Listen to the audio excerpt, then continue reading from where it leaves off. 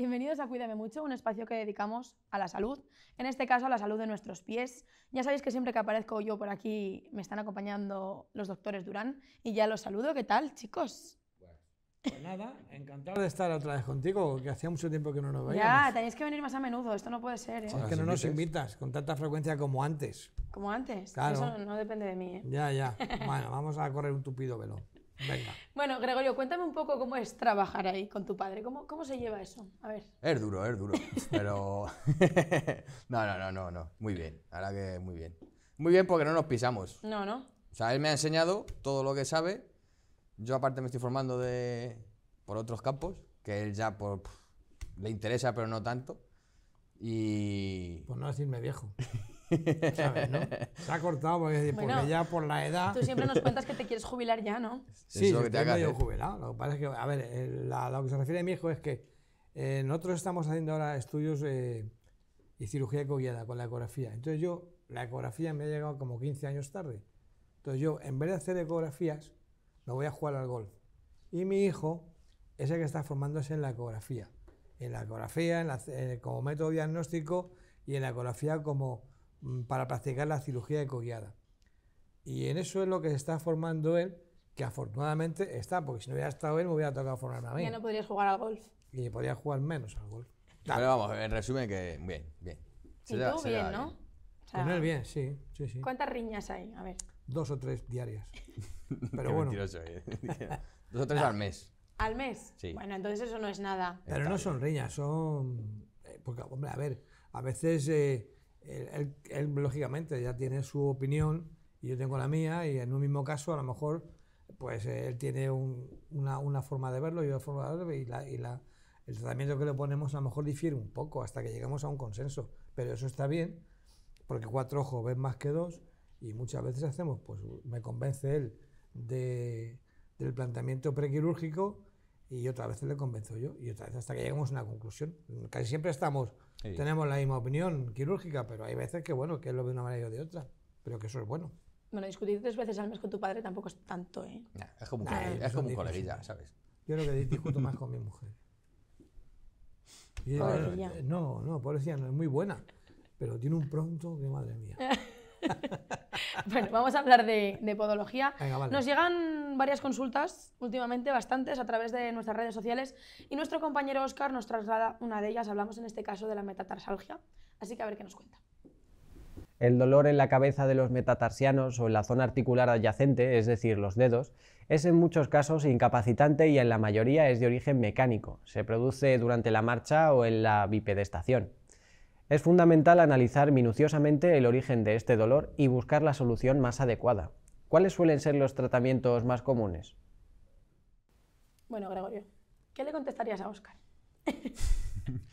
Pues el tratamiento común para una metatarsalgia, como tratamiento conservador, siempre buscamos, vamos a ver, cuando llega un paciente con dolor de antepié, que no tenga un juanete claro, porque hay muchos pies que tienen dolor de antepié, no es por un juanete o por un dedo en garra, simplemente le duele aquí. Intentamos buscar una solución más conservadora. Tiramos por un método más conservador, tipo plantillas, por ejemplo, ¿vale? Pero lo que hacemos con la ecografía, ahora que tenemos el ecógrafo, podemos aprovecharnos de eso, es ver toda la parte blanda, no solamente el hueso, sino la parte blanda que rodea a ese hueso, y valorar si está roto, si tiene una fisura, si hay líquido fuera, si hay inflamación o no inflamación. Y en función de eso, sabemos qué tratamiento aplicar. Entonces, hay veces que hay que compaginar una plantilla con una infiltración, por ejemplo, o con un PRP. Eso antes, por ejemplo, sin el ecógrafo era imposible. Antes era plantilla y hasta luego. Y te vendían infiltración si te dolía mucho. Entonces, gracias a la ecografía, el tratamiento metatarsal ha evolucionado bastante. ¿Por qué se produce una metatarsalgia? Una metatarsalgia pues, se puede producir por un pie cabo, por ejemplo, como tenemos aquí en el de la imagen. Son muy frecuentes las metatarsalgias en pie cabos porque al tener tanto puente, los flexores, o sea, los extensores y los flexores lo que hacen es que el dedo va retrayéndose, haciendo una garra, provocando una pequeña luxación de la falange. ¿Me veis aquí? Sí, se ve, perfecto. De la falange proximal, junto con el metatarsiano, lo que hace es que, digamos, si lo normal es que esté así, la falange, el metatarsiano tiene que estar aquí. Cuando se va produciendo un efecto garra, lo que hace es que el dedo se vaya yendo hacia atrás, se monta, digamos, para que lo entienda la gente, se monta encima del huesecito, empujando el hueso hacia abajo. Eso provoca un desnivel a nivel de las cabezas metatarsales, que cuando tú apoyas el pie en el suelo, esa cabeza que está más baja provoca más dolor y provoca una sensación ahí como de china dentro del zapato, un dolor constante a cada paso que das. ¿Cómo se soluciona eso? Pues hay varios métodos. Depende del grado de desnivel que tengas, se puede solucionar con plantillas o tratamiento quirúrgico también. ¿En qué casos se deben de utilizar las plantillas, Luis?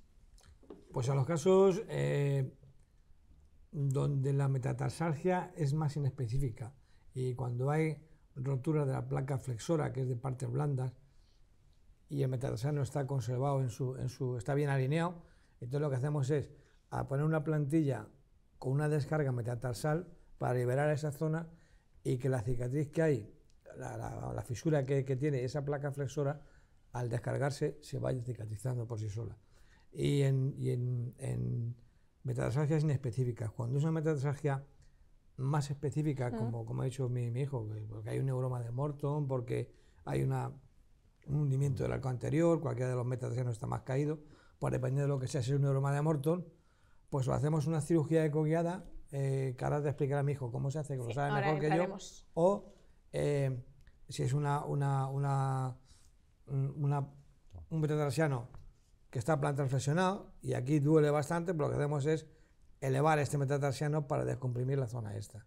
O sea, el efecto de china dentro del zapato lo quitamos al elevar esto.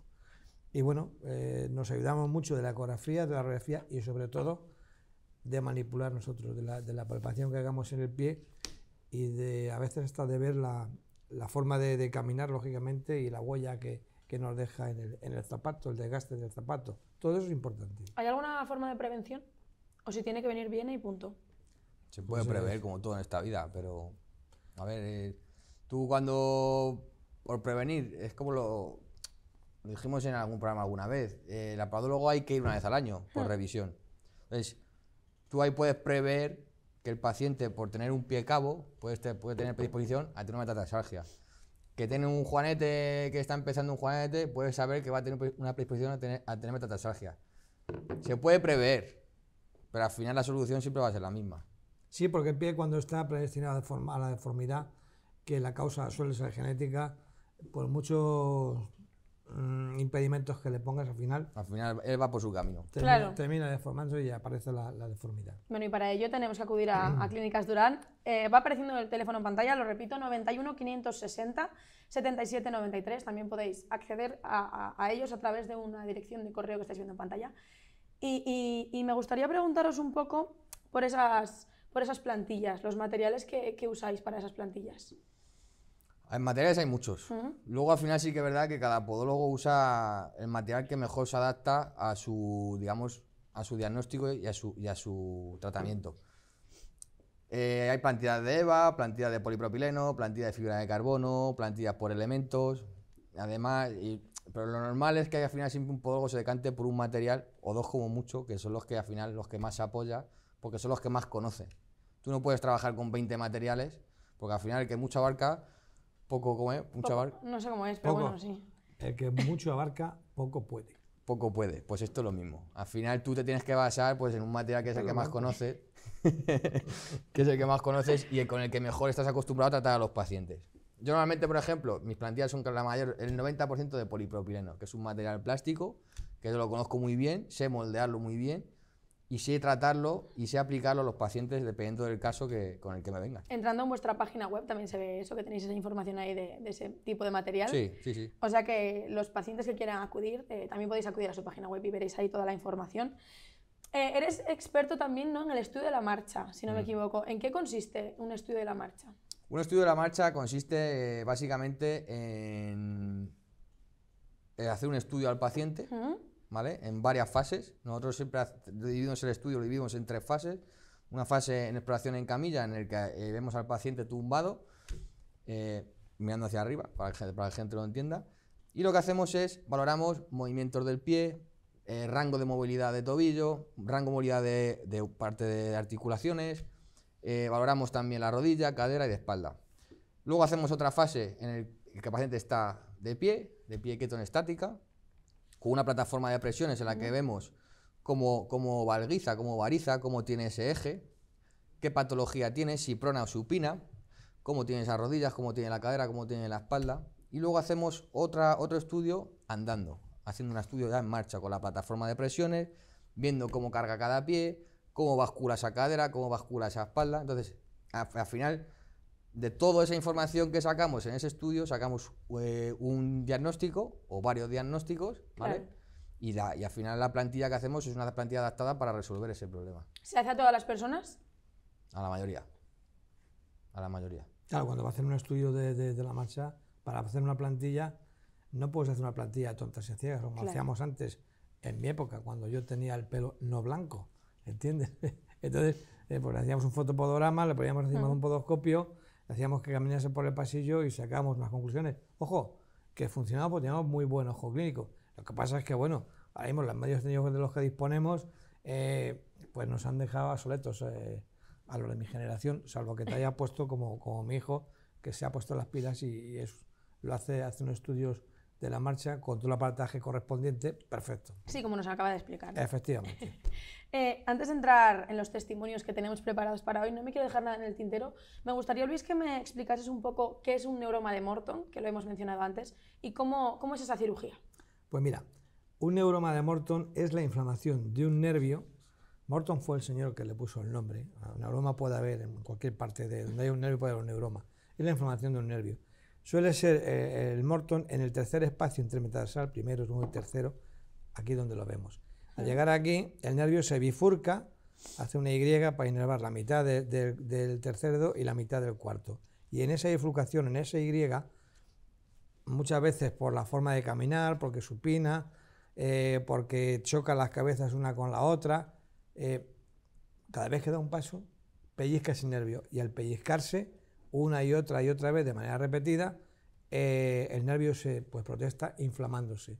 Entonces, claro, cuando te llega un paciente, lo que ponía en mi libro hace un montón de años, paciente que llega y que te comenta, salgo a la calle, caminar y al poco tiempo, a los 400, 500 metros, tengo un dolor intenso de tipo eléctrico, quemazón, que necesito sacarme el pie del calzado y ponerlo sobre una superficie fresca o masajearlo. Y cuando te cuentas un paciente, dices, sin hacerle nada más, tienes un neuroma de Morton. Luego lo exploras y das con él.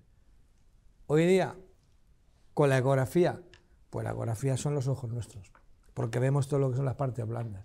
Entonces, tú sospechas que hay un neuroma de Morton, entonces haces una ecografía, te vas al sitio exacto y ves. Y además, no solamente lo ves, sino que lo ves y lo limitas y lo mides. ¿Entiendes? Y dices, pues tiene 0,75, tiene 1 centímetro, cosa que antes pues te lo puedes imaginar, pero no lo sabías. Entonces, eso a nosotros nos ha venido de maravilla. Tratamiento, y voy deprisa. Puede ser un tratamiento,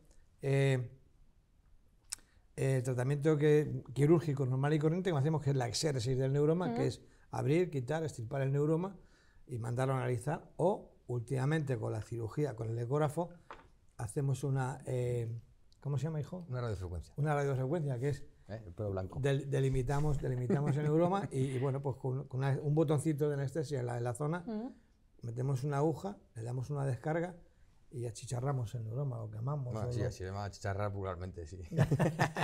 ¿Qué os parece? Estamos hablando mucho de la ecografía. Vamos a ver un testimonio Sí. que nos habla precisamente de esto. Ella es Asunción García Martínez y vamos a ver qué nos cuenta. Pues aquí tenemos una paciente, Asunción, que la hicimos una fasciotomía. ¿Hace cuánto que te lo hicimos, más o menos? En septiembre Sí. me hicieron. En septiembre. Sí. Es una paciente que tuvo muchos problemas de espalda y por culpa de problemas de espalda pues caminaba mal y se le irradió al pie el dolor y la marcha que tenía era una marcha antiálgica y eso pues como consecuencia tuvo una inflamación de la fascia que vino. Entonces lo que estamos haciendo ahora con la ecografía, gracias a la ecografía podemos observar el tamaño de la fascia, que en su caso era un tamaño de 0,80 milímetros, cuando una fascia normal tiene que medir entre 0,20 y 0,30. Hicimos un estudio ecográfico. Al hacer el estudio ecográfico observamos el tamaño de la fascia y decidimos que como tratamiento hacerle una fasciotomía. Una fasciotomía, nosotros lo que hacemos es la vía de abordaje si os fijáis, es muy pequeñita, prácticamente ni se nota. Y lo que hacemos es, entramos como con una especie de un bisturí muy chiquitito y hacemos un pequeño corte en la fascia para que si la fascia tiene este grosor y está muy tensa, se alargue un poquito y quitar dolor y presión. Entonces, ahora vamos a observar qué tamaño tiene la fascia y que nos cuente un poquito Asunción cómo le fue el posoperatorio, si le dolió mucho, poco y cómo está ahora sobre todo. Aquí observamos el calcáneo. Este es el hueso. Justamente este es el trocito de fascia, ¿vale? Entonces, aquí vemos como hay un corte que fue la vía de abordaje. Nosotros nunca hacemos la fasciotomía completa, nunca cortamos la fascia completa. Eso es un error. Lo que hacemos es un corte parcial, que llegamos más o menos el corte hasta esta parte. ¿Vale? Si medimos cuánto mide ahora la fascia, ahora mismo tiene de tamaño, ¿ves? 0,43, que es la mitad de lo que ella tenía cuando vino, que tenía 0,80. Esto lo que nos ha permitido es, sobre todo, calidad de vida para la paciente y quitar el dolor. Sin hacer una cirugía que tenga que tener un reposo absoluto o tenga que estar encamada. De hecho, lo puede contar Asunción. Nosotros la operamos, el paciente vino andando, la operamos, se fue el mismo día con un zapato postquirúrgico 15 días y el dolor prácticamente se te fue. ¿Cuánto tiempo estuviste así un poquito con molestias? Nada, como 8 días o 10 como mucho, recuerdo. Y luego ya bien, ¿no? Y ya luego encantada. Hasta que descubrí esta clínica y me diagnosticaron eso, lo que ha contado el doctor, una fascitis, me hicieron la fasciotomía y estoy encantada de la vida. Vamos, para mí es San Gregorio, el doctor. Y su padre, claro, también. Y su padre, los dos. Y nada, pues un poquito esto es lo que hacemos. Aparte de ese tipo de tratamientos, con la ecografía hacemos todo tipo de tratamientos ecográficos. Esto digamos que es un poquito la base de la ecografía en cuanto a tratamientos. Luego también estudiamos los nervios del pie, cómo funciona el nervio del pie, si hay algún tipo de atrapamiento y también los tratamos, ¿vale? Es un poquito un tema innovador que estamos haciendo en la clínica últimamente, que llevamos haciéndolo como unos 3-4 años y la verdad que unos resultados pues muy satisfactorios en cuanto a calidad del paciente, recuperaciones y sobre todo que son tratamientos que son mínimamente invasivos, que con agujitas o con instrumentales muy pequeños se hace el tratamiento y el paciente se va andando y la verdad que en pocos días se ven los resultados y la verdad que muy gratamente. Bueno, Gregorio, escuchamos mucho hablar de la fascitis plantar, ¿no? Pero cuéntame un poco en qué consiste pues, la ecografía ahora, esa cirugía, porque siempre me dices en programas anteriores que os está facilitando mucho el trabajo, ¿no? Sí, a ver, la fascitis plantar, como he dicho en el vídeo, ¿vale? Al final es una inflamación de la fascia, que puede ser provocada por varias causas. En el caso de Asunción fue porque ella tiene muchos problemas de espalda, tiene una estenosis del canal, entonces ella andaba muy inestable, esa inestabilidad lo que le provocó es una fascitis plantar. Se lo cogimos a tiempo y gracias a cogerlo a tiempo el tratamiento solamente fue una fasciotomía, ¿vale? ¿Por qué digo a tiempo? Porque muchas veces si tú la fascitis la vas dejando o intentas tratarlas con métodos que no son satisfactorios, al final esa inflamación se va haciendo tan grande que por aquí viene una serie de nervios que lo que hacen es que hay un nervio, por ejemplo, que viene por debajo de la fascia plantar, que se llama la rama de Baxter, que lo que hace es que cuando la fascia se empieza a engrosar, ese nervio se queda, digamos, ahí pinzado, se queda pillado ese nervio, no fluctúa bien y provoca un dolor neuropático que es muy doloroso, incluso más que el de la fascia. Eso antiguamente no lo sabíamos. Eso antes, tú venías al paciente, antes de la ecografía me refiero, claro. Te llegaba el paciente, le tocaba, tiene una fascitis. Ni sabías el tamaño de la fascia, si era la fascia medial, si era lateral, no sabías nada, simplemente le colocabas una plantilla, que es lo que te han enseñado, y a rezar que le fuese bien o no, ¿vale? Ahora con la ecografía todo eso se puede saber el tamaño de la fascia, en qué fase de la fascia está la lesión, si está rota, no está rota, si es cóncava, si es biconvexa, te puedes sacar muchos datos, si hay daño neuropático, si no le hay. Entonces, cuando tienes toda esa información, al final el tratamiento que vas a aplicar, sabes que va a ser efectivo. Claro. Sabes que va a funcionar. En mayor o menor medida, pero va a funcionar, ¿vale? Siempre va a tener un porcentaje muy alto de éxito. Me decías que es para zonas blandas, ¿no? Parte blanda siempre. Parte sí. blanda, eso. También se puede usar para parte ósea, pero bueno, para eso también tenemos nuestro aparato de radiografía, que también contamos con ello en la clínica. pero sí se puede usar también para exóstosis, para cositas pequeñas también se puede usar. ¿Por qué ocurre eso de que se aumenta el tamaño, ¿no?, de la fascia? Pues por lo que te digo, porque hay un acortamiento, por ejemplo, un pie cabo, ¿vale? Un pie cabo, como es este, que es lo más común, ¿vale? Para que la gente lo entienda, lo que hace es que la fascia se empieza a cortar un poquito. Tú, por ejemplo, haces un exceso o cambias de zapato o te da por correr o por caminar, esa fascia lo que hace es intenta, digamos, alargarse, no se alarga y lo que hace es que se va rompiendo las fibras.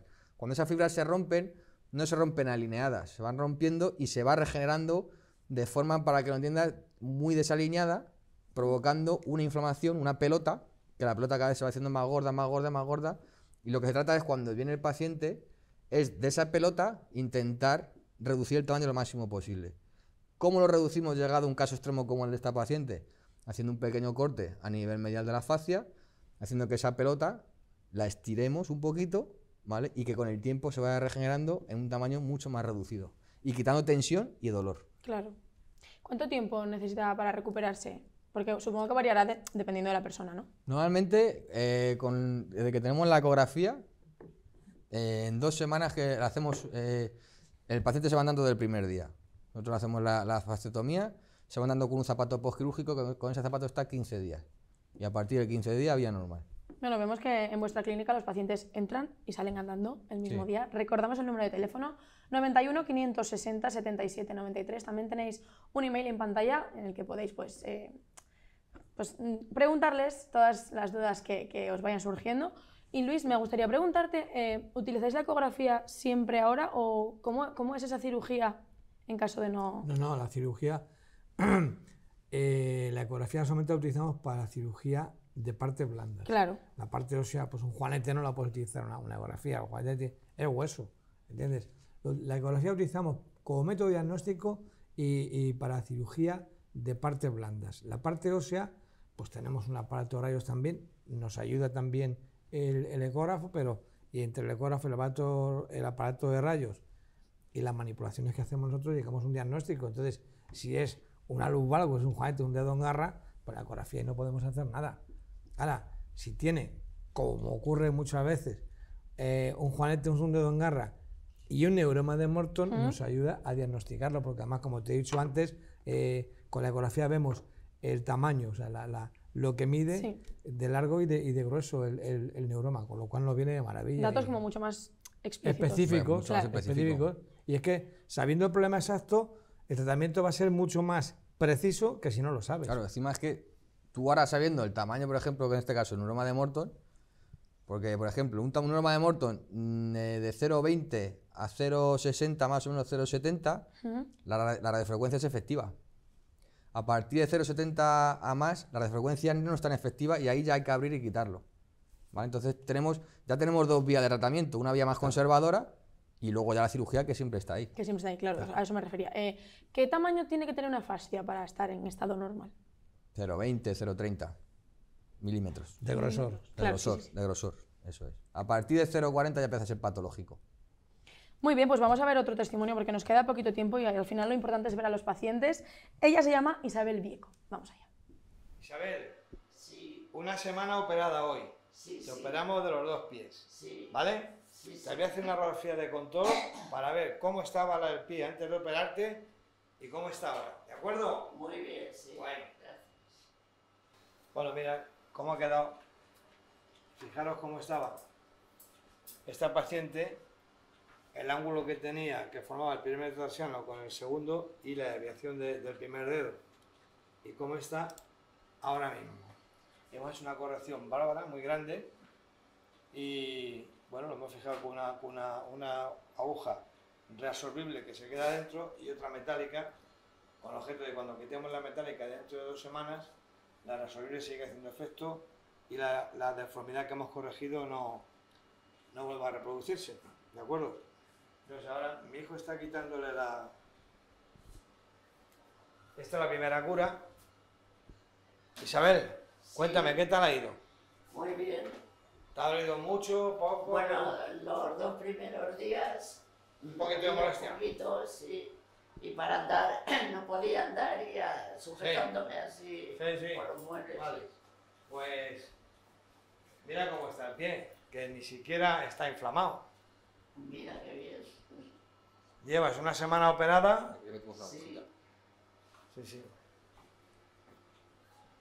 En el segundo dedo del pie izquierdo también le hicimos una artrodesis con una aguja reabsorbible para que corregir la deformidad y que no vuelva a reproducirse.